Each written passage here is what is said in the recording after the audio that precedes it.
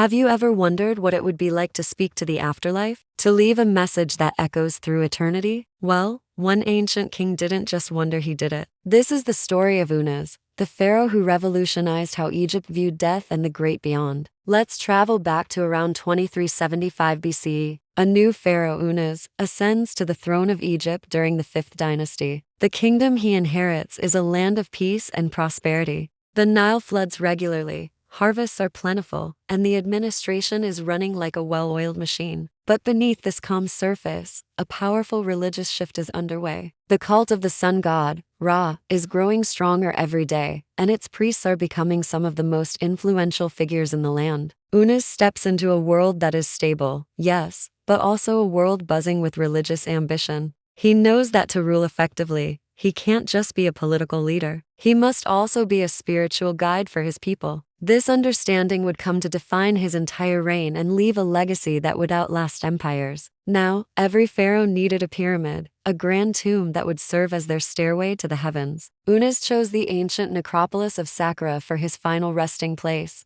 From the outside, his pyramid might seem modest compared to the colossal structures of his predecessors at Giza. It wasn't the biggest or the tallest. But what Unas did inside his pyramid was nothing short of revolutionary. He became the very first pharaoh to have magical spells and incantations carved directly onto the walls of his burial chamber. These inscriptions are what we now call the pyramid texts. Imagine stepping into that dark, sealed chamber for the first time in millennia and seeing walls covered in hieroglyphs. These weren't just decorations. They were a divine roadmap, a guidebook for the king's soul. The texts were meant to be read aloud posthumously by the spirit of Unas himself. They contained spells to protect him from snakes and scorpions in the underworld, hymns to the gods to gain their favor, and powerful words that would allow him to navigate the treacherous journey into the afterlife. One famous spell proclaims, "Unas has not died the death. He has become an imperishable star." This was a radical innovation. Before Unas, the path to the afterlife was a silent one.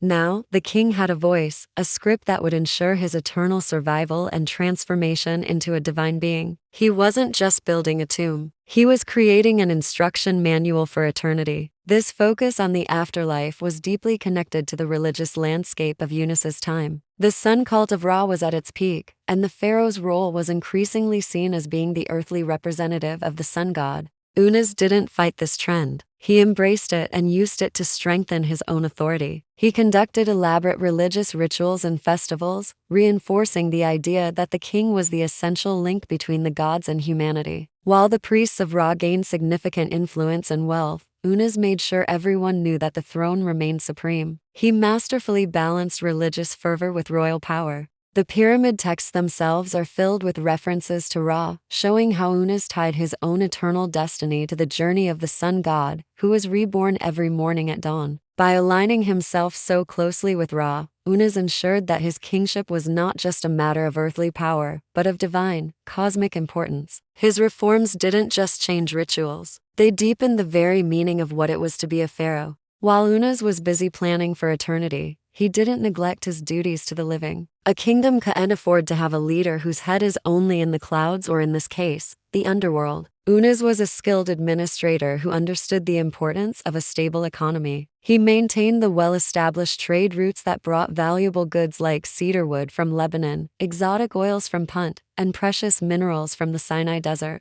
These trade missions were vital for Egypt's prosperity, funding the grand temples and the wages of countless workers. Under his rule, the bureaucracy continued to function efficiently, collecting taxes and managing resources to prevent famine or chaos. There were no massive, disruptive building projects that drained the treasury, nor were there signs of internal strife. Unas's reign was a period of steady, managed prosperity. He proved that a king could be both a spiritual innovator and a practical ruler, ensuring his people were cared for in this life while he prepared for the next. This stability was the foundation upon which his religious ambitions could be built. So, what is the ultimate legacy of this 5th dynasty pharaoh? Unas is not remembered for great military conquests or for building the largest monuments. You won't find epic tales of battles fought and enemies vanquished. His legacy is something far more profound and enduring. It's a legacy of words. The pyramid texts he introduced were a game changer for Egyptian religion. They didn't disappear after him. They evolved. In the later Middle Kingdom,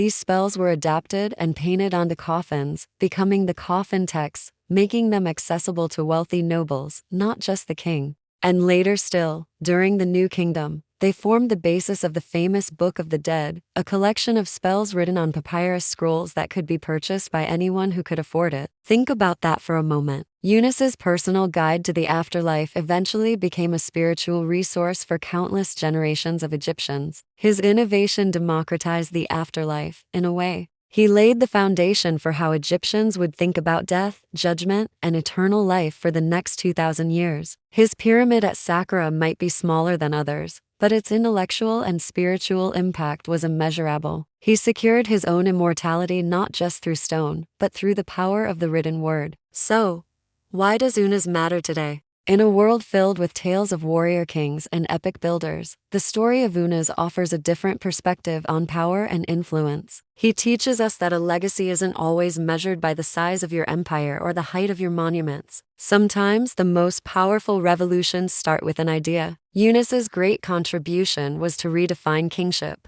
It wasn't just about ruling the living. It was about mastering the journey of the dead. He was the first to give the soul a voice in the darkness, to arm it with knowledge for the final journey. His focus on the afterlife was an act of ultimate foresight, an attempt to conquer not land, but death itself. And in doing so, he forever changed the spiritual destiny of one of the world's greatest ancient civilizations. Thank you so much for joining me on this journey into the tomb of Unas. If you enjoyed this exploration of ancient Egypt, please hit that like button and subscribe to the channel for more stories from history. We'll see you in the next one.